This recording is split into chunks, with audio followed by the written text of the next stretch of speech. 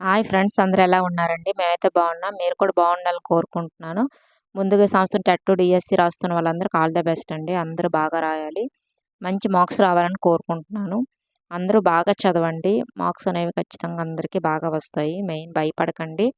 Exam hall వెళ్ళాక ముందు TET రాసేవాళ్ళు భయపడితే మనం ఏం రాస్తున్నాం మనకే అర్థం కాదు. ఆ భయంకి కొన్ని మనకు వచ్చినా కూడా మనం మర్చిపోతూ ఉంటాము. భయపడకుండా ఎగ్జామ్ అనేది రాయండి. తర్వాత డిఎస్సి కోసం మంచి టైం టేబుల్ వేసుకొని బాగా ప్రిపేర్ అవ్వండి. అందులో కూడా మంచి మార్క్స్ వస్తాయి టైం టేబుల్ ప్రకారం చదువుకుంటే. మనం ఇందులో చదివినవే అందులో డిఎస్సిలో మనకు కవర్ అవుతాయండి. టెట్లో చదివినవే చాలా వరకు. అందరూ బాగా రాయండి. నేను ఈరోజేమో సైకాలజీకి సంబంధించి బిట్స్ పెడుతున్నాను. చాలా వీడియోస్ చేశాను. కొత్త వాళ్ళైతే ఒకసారి ఛానల్ చెక్ చేసుకోండి. చాలా ఇంపార్టెంట్ బిట్స్ అన్ని కంటెంట్స్ చేశాను. Social, science, maths, English, Telugu methodologies కూడా చేశాను. ఒకసారి చెక్ చేసుకోండి. చాలా ఇంపార్టెంట్ బిట్స్ అండి. ఎవరు వీడియో మాత్రం స్కిప్ చేయకుండా మొత్తం చూడండి. ఒక నచ్చితే మాత్రం లైక్ చేయండి, షేర్ చేయండి, సబ్స్క్రైబ్ చేయండి ఫ్రెండ్స్. చాలా ఇంపార్టెంట్ బిట్స్ ఇవి. నేను డైలీ టెట్ డిఎస్కి సంబంధించి వీడియోస్ చేస్తుంటాను. ఇప్పుడు మనం బిట్స్లోకి వెళ్దాము. ఫస్ట్ బిట్ మనం ఇందులో చూసుకుంటే, అశాబ్దిక పరీక్షలు వీరి కోసం నిర్దేశించినవి. అశాబ్దిక పరీక్షలు వీరి కోసం నిర్దేశించినవి అంటే మనకు ఇక్కడ మనకి 2 ఆప్షన్స్ వస్తాయండి. ఆప్షన్ 1 అండ్ ఆప్షన్ 2 అండి. 2 కూడా వస్తాయి. చదువురాని పిల్లల కోసం, నిరక్షరాస్యులందరి కోసం. ఇవన్నీ కూడా అశాబ్దిక పరీక్షలు ఈ చదువురాని పిల్లల కోసం, నిరక్షరులందరి కోసం ఇవి వస్తాయండి. అశాబ్దిక పరీక్షలు అనేవి వీరికి నిర్దేశించినవి. 2 ఆప్షన్స్ వస్తాయండి. 2 వచ్చినా ఏదో ఒకటి వచ్చినా మనం పెట్టొచ్చు. 2 ఆప్షన్ వచ్చినా రెండిట్లో ఏది పెట్టినా పర్వాలేదండి. ఈ 2 కూడా అశాబ్దిక పరీక్షలు చదువురాని పిల్లల కోసం, తర్వాత నిరక్షరాస్యులందరి కోసం ఇవి నిర్దేశించినవి. నెక్స్ట్ మనం రెండోది చూసుకుంటే, అస్థిరత్వం భావన ఏర్పడే దశ ఏంటి? అస్థిరత్వ భావన ఏర్పడే దశ ఏదంటే మనకు ఆప్షన్ 2 అండి. ఇంద్రియ చాలక దశ. ఇంద్రియ చాలక దశ అండి. వస్తు స్థిరత్వ భావన ఏర్పడే దశ ఏదంటే ఇంద్రియ చాలక దశ. నెక్స్ట్ మనం మూడోది చూసుకుంటే,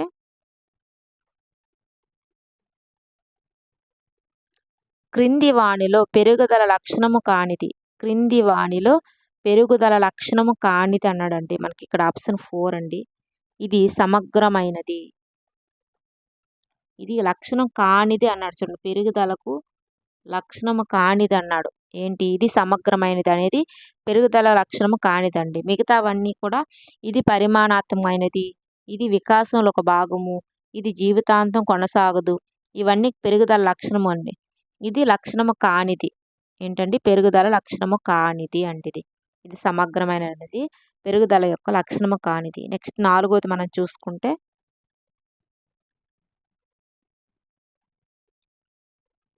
చైతన్యకు బాస్ను వ్యతిరేకించాలని ఉంది. ఎదిరిస్తే ఉద్యోగం పోతుందని భయం. ఇక్కడ సంఘర్షణ ఏంటి? ఇక్కడ చూడండి, నేను చాలా బిట్స్‌లోని ఇంతవరకు చెప్పిన వీడియోస్ అన్నిట్లో కూడా సంఘర్షణకు సంబంధించి వస్తున్నాయండి. ఒకసారి చెక్ చేసుకోండి. చైతన్యకు బాస్ను వ్యతిరేకించాలని ఉంది. ఎదిరిస్తే ఉద్యోగం పోతుందని భయం. ఇక్కడ అతనిలో జరిగే సంఘర్షణ ఏంటని అడుగుతున్నాడండి. మనకి ఇక్కడ ఆప్షన్ 1 అండి. ఉపగమ పరిహారం అండి. చైతన్యకు బాస్ను వ్యతిరేకించాలని ఉంది. ఎదిరిస్తే ఉద్యోగం పోతుందని భయం. ఇక్కడ సంఘర్షణ ఏంటంటే ఉపగమ పరిహారం అండి. నెక్స్ట్ మనం చూసుకుంటే, 5వది, ఇంజనీరింగ్లోని సీటు రాని అమ్మాయి ఇంజనీరింగ్ చేసిన వారికి ఉద్యోగాలు రావడం లేదు. దానికన్నా తను చేరిన ఉపాధ్యాయ శిక్షణ కోర్సే మంచిదని సమర్థించుకోవడం దేని కింద వస్తుందంటే మనకు ఆప్షన్ 2 అండి. హేతుకీకరణ కింద వస్తుంది. ఇంజనీరింగ్లో సీటు రాని అమ్మాయి ఇంజనీరింగ్ చేసిన వారికి ఉద్యోగాలు రావడం లేదు. దానికన్నా తను చేరిన ఉపాధ్యాయ శిక్షణ కోర్సే మంచిదని సమర్థించుకోవడం ఏంటంటే హేతుకీకరణ కింద వస్తుందండి. నెక్స్ట్ మనం 6వది చూసుకుందాం.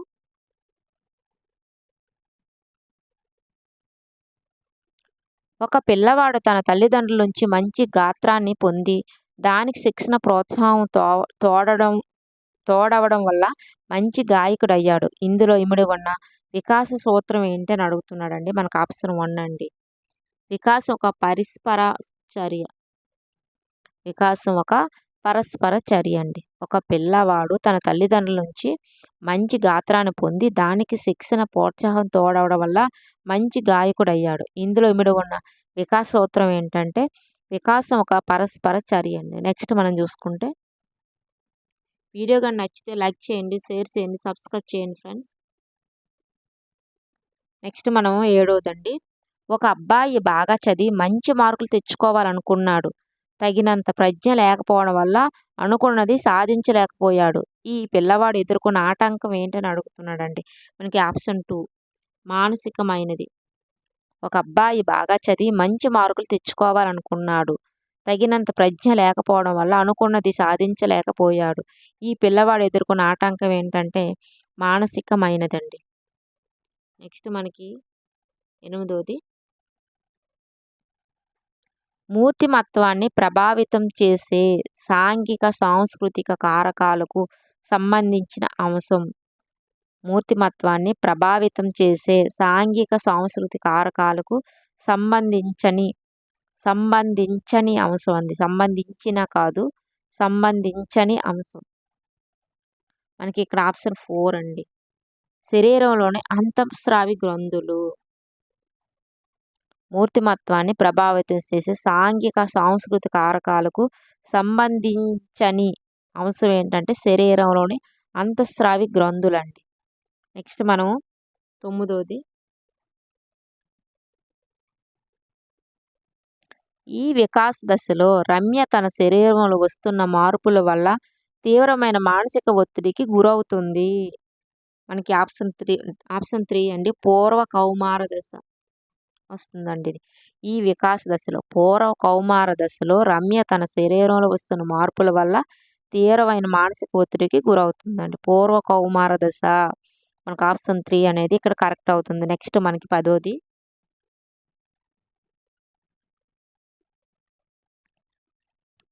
ఉపాధ్యాయునితో మంచి పిల్లవాడు అనిపించుకోవాలని ఉపాధ్యాయుడు చెప్పినట్లు చేసే పిల్లవాడి నైతిక దశ ఏంటంటే ఆప్షన్ 4 అండి. 3వ దశ సాంప్రదాయ స్థాయి. ఉపాధ్యాయునితో మంచి పిల్లవాడు అనిపించుకోవాలని ఉపాధ్యాయుడు చెప్పినట్లు చేసే పిల్లవాడి నైతిక దశ ఏంటంటే 3వ దశ అండి, సాంప్రదాయ స్థాయి. నెక్స్ట్ మన 11వది థరిస్టన్ ప్రాథమిక మానసిక శక్తుల ప్రజ్ఞా సిద్ధాంతం ఆధారంగా తయారు చేయబడిన సహజ సామర్థ్యాల పరీక్ష ఏంటంటే ఆప్షన్ 4 అండి. డిఫరెన్షియల్ యాప్టిట్యూడ్ టెస్ట్ అండి. డిఫరెన్షియల్ యాప్టిట్యూడ్ టెస్ట్ థరిస్టన్ ప్రాథమిక మానసిక శక్తుల ప్రజ్ఞా సిద్ధాంతం ఆధారంగా తయారు చేయబడిన సహజ సామర్థ్య పరీక్ష ఏంటంటే డిఫరెన్షియల్ యాప్టిట్యూడ్ టెస్ట్ అండి. ఆప్షన్ 4 అనేది మనకి ఇక్కడ కరెక్ట్ అవుతుంది. నెక్స్ట్ 12వది ప్రయోక్త నిర్వహించే ప్రయోగాత్మక పరిస్థితులకు గురికాని సమూహం అండి. ఆప్షన్ 1 అండి. నియంత్రిత సమూహం. ప్రయోక్త నిర్వహించే ప్రయోగాత్మక పరిస్థితులకు గురికాని సమూహం ఏంటంటే నియంత్రిత సమూహం. ఆప్షన్ 1 అనేది మనకి ఇక్కడ కరెక్ట్ అవుతుంది. నెక్స్ట్ 13వది సుమంత్ చాలా మంచి షటిల్ బ్యాడ్మింటన్ క్రీడాకారుడు. ఇప్పుడు అతను బాల్ బ్యాడ్మింటన్ నేర్చుకోదలిచాడు. ఇక్కడ అభ్యాసన బదలాయింపు రకం ఏంటి అని అడుగుతున్నాడండి. మనకి ఇక్కడ ఆప్షన్ 13వది కదా, ఆప్షన్ 2 అండి, ప్రతికూల బదలాయింపు. సుమంత్ చాలా మంచి షటిల్ బ్యాడ్మింటన్ క్రీడాకారుడు. ఇప్పుడు అతను బాల్ బ్యాడ్మింటన్ నేర్చుకోదలిచాడు. ఇక్కడ అభ్యాసన బదలాయింపు రకం ఏంటంటే ప్రతికూల బదలాయింపు అవుతుందండి. నెక్స్ట్ మనకి 14వది రాజేష్ ఏ అంశాన్నైనా బాగా అర్థం చేసుకొని గుర్తుంచుకుంటాడు. అతని శృతి రకం ఏంటి అన్నాడండి. మనకు ఆప్షన్ 1 అండి, తార్కిక స్మృతి. రాజేష్ ఏ అంశాన్నైనా బాగా అర్థం చేసుకొని గుర్తుంచుకుంటాడు. అతని శృతి రకం ఏంటంటే తార్కిక స్మృతి అండి. నెక్స్ట్ మనం చూసుకుంటే 15వది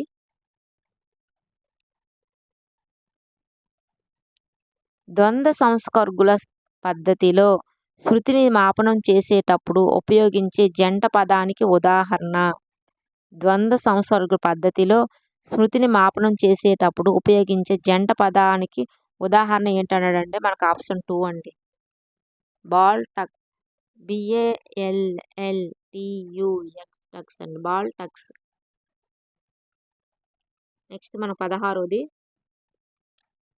సంకేతాలు ఉద్దీపన ద్వారా గత విషయాలను జప్తికి తెచ్చుకునే ప్రక్రియని ఏమంటారు అంటే మనకు ఆప్షన్ 2 అండి,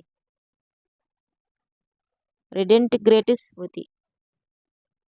సంకేతాలు ఉద్దీపనల ద్వారా గత విషయాలను జప్తికి తెచ్చుకునే ప్రక్రియను ఏమంటారంటే రెడెటిగ్రేట్ స్మృతి అండి. ఆప్షన్ 2 అనేది మనకి ఇక్కడ కరెక్ట్ అవుతుంది. నెక్స్ట్ మనకి 17ది, అవసరాలు అనుక్రమణిక సిద్ధాంతము, అవసరాల అనుక్రమణిక సిద్ధాంతము అని ప్రతిపాదించిన వారు ఎవరు అంటే మనకు ఆప్షన్ 1 అండి, మాస్లో. అవసరాల అనుక్రమణిక సిద్ధాంతమును ప్రతిపాదించిన వాళ్ళు ఎవరంటే మాస్లో అండి. ఆప్షన్ 1 అనేది మనకి ఇక్కడ కరెక్ట్ అవుతుంది. నెక్స్ట్ మనం వైగోట్స్కి ప్రకారం ఉన్నత మానసిక ప్రక్రియ, వైగోట్స్కి ప్రకారం ఉన్నత మానసిక ప్రక్రియ ఏంటి అంటే మనకి ఇక్కడ ఆప్షన్ 4 అండి, వివేచన.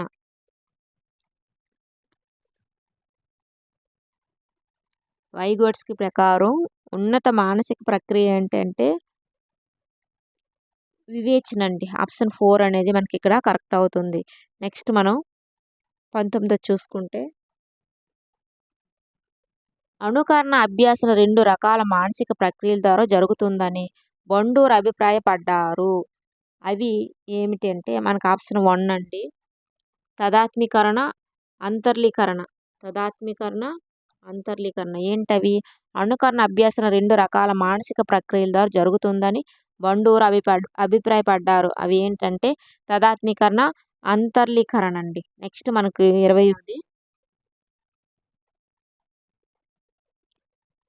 మెంటాలిటీ ఆఫ్ ఏప్స్ గ్రంథకర్త ఎవరు? మెంటాలిటీ ఆఫ్ ఏప్స్ గ్రంథకర్త ఎవరు అంటే మనకు ఆప్షన్ 1 అండి,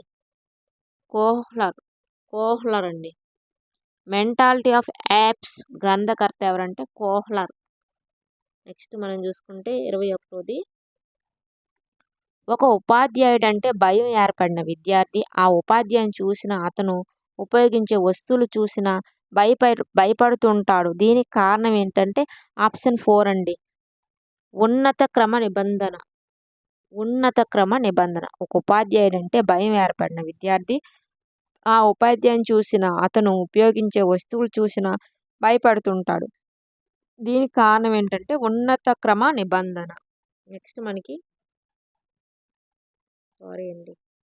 ఇది మనకి 21st కదా, ఉన్నత క్రమ నిబంధన. నెక్స్ట్ మనకి 22ది మనం చూసుకుంటే, క్రింది వానిలో మానసిక చలనాత్మక రంగానికి చెందినది ఏంటి అంటే మనకు ఆప్షన్ 3 అండి, స్వాభావీకరణ.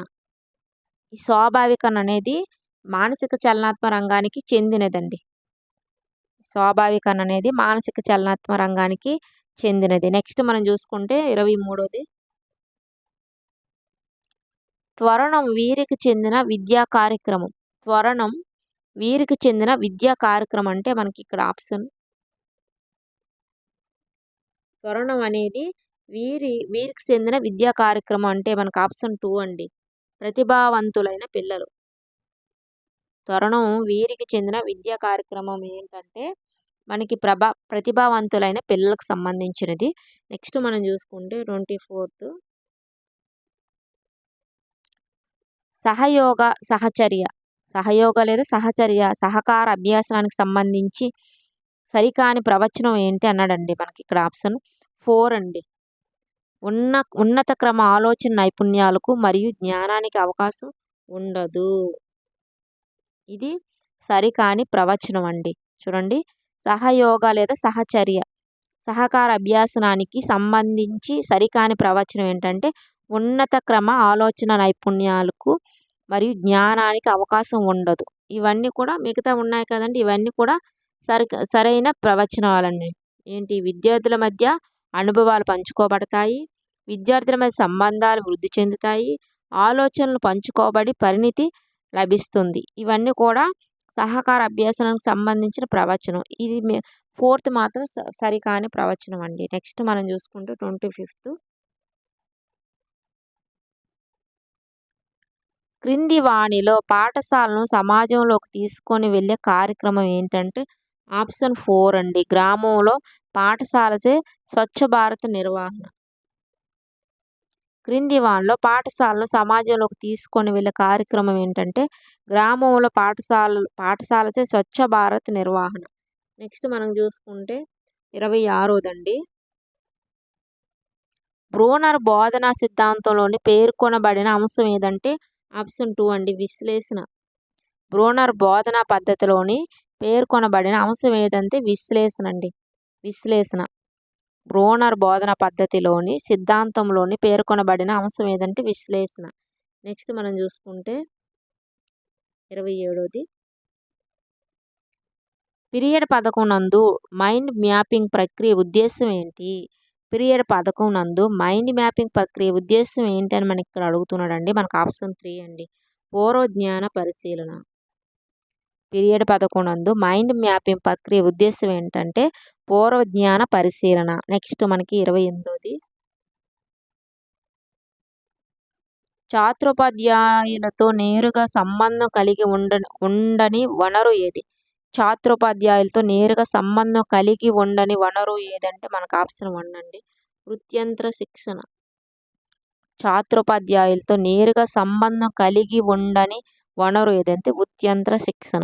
ఈ క్షేత్ర పర్యటన, సెమినార్లు ఇవన్నీ కూడా ఛాత్రోపాధ్యాయులతో సంబంధం కలిగి ఉంటాయి. వృత్యంత్ర శిక్షణ మాత్రం సంబంధం కలిగి ఉండదు. నెక్స్ట్ మనం చూసుకుంటే 29ది. ఒక ప్రాథమిక పాఠశాలలోని విద్యార్థుల సంఖ్య 155. ఆర్టీఈ చట్టం 2009 ప్రకారం ఆ పాఠశాల ఉండవలసిన ఉపాధ్యాయుల సంఖ్య ఎంత అడుగుతున్నాడండి. మనకి ఇక్కడ ఆప్షన్ 3 అండి, 5+5 ఉపాధ్యాయులు, ఒక ప్రధాన ఉపాధ్యాయుడు. అంటే 5+ ప్రధాన ఉపాధ్యాయుడు అండి. అంటే 5+ ప్రధాన ఉపాధ్యాయుడు.